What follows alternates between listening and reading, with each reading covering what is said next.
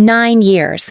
That's how long I had been living in that house, paying rent religiously, never missing a single month, even when I lost my job, even when I was sick, even when my so-called family forgot my birthday 3 years in a row. It was my childhood home, the same house where I took my first steps, skinned my knee on the porch, and learned to ride my bike. And yet, somewhere along the way, it stopped feeling like home. Somewhere along the way, my presence shifted from daughter to obligation. Please subscribe to our channel and tell us in comments from where are you watching this video. It started subtly, like the way my name was left off group texts for family dinners, or how my opinions were routinely ignored during conversations. My younger brother Ethan lived rent-free upstairs, working a part-time job and spending most of his days gaming or sleeping in. But he was the golden boy, the miracle child after my mother's third miscarriage. My parents coddled him endlessly. Meanwhile, I paid $1,100 a month to live in the guest room downstairs. Yes, the same room that used to be my playroom. They even had the audacity to ask me to clean the house since I was already home most of the time. I was working 2 jobs, freelancing from home during the day and waiting tables at night. And still, when the dishwasher broke, they handed me the manual. When the power tripped, they blamed me for plugging in too many things. When the garden needed weeding, that was my rent discount. But not once, not one time, did they thank me for helping keep that roof over their heads. The final straw wasn't some screaming fight or dramatic betrayal. It was a quiet Tuesday evening. I had just come back from a double shift, my shoes soaked in rain and my fingers blistered from hauling trays. I entered the living room just as my dad was on the phone with a family friend, chatting about the house. I paused when I heard him say, "Oh, Lily? She's not really family. She's just renting the downstairs now." I didn't say anything at first. I stood there, frozen, watching the man who raised me so casually dismiss me as a stranger. When he noticed me, he didn't even flinch. He just said, "You shouldn't eavesdrop. It's not polite." That night, I stared at the ceiling until dawn, the words echoing over and over. Not really family, just renting. The next morning, over a cup of lukewarm coffee, I asked calmly, "Is that how you see me? Just a tenant?" My father didn't hesitate. "Well, you do pay rent. You're an adult. You're not a kid anymore. Ethan's different. He's still trying to find himself." "And me?" I asked, barely keeping my voice steady. "You found your independence. You're doing fine. You don't need us like he does," my mother added without even looking up from her phone. The cruelest part wasn't the words, it was how casually they said them, as if 9 years of contributions meant absolutely nothing, as if being reliable and self-sufficient made me disposable. I nodded. I didn't argue. I didn't cry. But inside me, something shifted. They thought they were being fair, logical. Just business. That's what Dad always said when raising the rent, or when deducting utility overages from my deposit. He liked pretending we had some formal agreement, like I was some stranger off Craigslist and not the daughter who once called him her hero. But if this was business to them, then I'd finally treat it like business too. Because what they didn't remember was that after my grandmother passed away, she left the house to me, not my parents, me. They had begged me to keep it in the family, to not sell it. "We'll pay rent, just let us live here," my dad had said, almost tearfully, 9 years ago when they were in financial ruins. I agreed. I was young, naive, and desperate for their approval. I let them stay. But I kept the deed. And now the tenant was about to become the landlord they never saw coming. The day after my father called me just a tenant, I began organizing everything, quietly, methodically, with the kind of precision I'd learned over the years from managing their messes while they took credit for being a close family. My name was still on the deed. My grandmother's final act of love was giving me this house, and I had kept that truth locked away for nearly a decade. Out of love, out of hope, out of fear that if I ever used it, I would lose whatever tiny scraps of affection my parents pretended to show. But that affection was long gone. All that remained was their sense of entitlement, and I was done feeding it. For the first few days, I acted normal. I paid my rent, cash, as always, and even cooked dinner one night. They barely acknowledged it, of course. My mother muttered something about it being a bit salty, and my dad commented that Ethan probably wouldn't eat poor people food. My brother didn't even show up to the table. He was upstairs gaming, yelling at his screen about someone stealing his loot.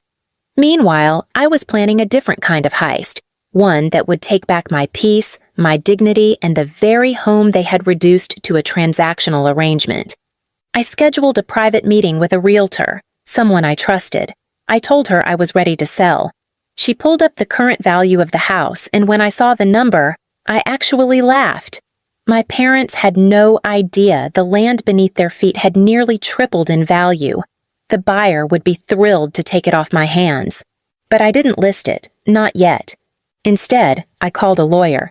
"Can I remove tenants if I'm the sole legal owner?" I asked, my voice shaking. He didn't hesitate. "If they don't have a lease and you're the deeded owner, yes. With 30 days' notice, served formally." No lease, just my trust. That's all they ever had. The documents were drawn up that week, and still, I didn't say a word. I wanted one last look at what they really thought of me. That chance came on a Sunday night, during dinner with extended family. My parents had invited everyone over for my dad's pension celebration. I wasn't told about it until the day of. My mother said, "You're home anyway, right? Might as well be useful." She asked me to clean the kitchen and help set the table. There were 20 people seated. I stood at the edge of the room, still wearing my apron from the cafe I'd just gotten off shift from. My uncle raised his glass. To Mark for retiring after 35 years, and to the family for always sticking together. My dad beamed. My mom dabbed her eyes dramatically. And then came the dagger. My aunt turned to me and asked, "And what are you up to these days, Lily? Still doing that part-time stuff?" Before I could answer, my father jumped in. "She's doing fine. Just sort of figuring things out, you know. She's renting with us for now." There it was again. Renting with us. Not lives here. Not my daughter. Not even a whisper of acknowledgement for the woman who paid their mortgage through every hardship. But this time I smiled. Because I knew something they didn't. After everyone left, my mother complained that the dishes weren't done fast enough. Ethan shouted down that the Wi-Fi sucked. My father sat in his recliner, drinking the expensive whiskey I had bought for his celebration without thanks. I went to my room, the one they never let me decorate beyond a lamp and a foldable bed, and retrieved the manila folder. The next morning, I placed 3 envelopes on the kitchen counter. One addressed to Dad, one to Mom, and one to Ethan. Inside were the official 30-day notices, legally binding, stamped and signed. The letterhead was clear. Notice to vacate premises. Owner action.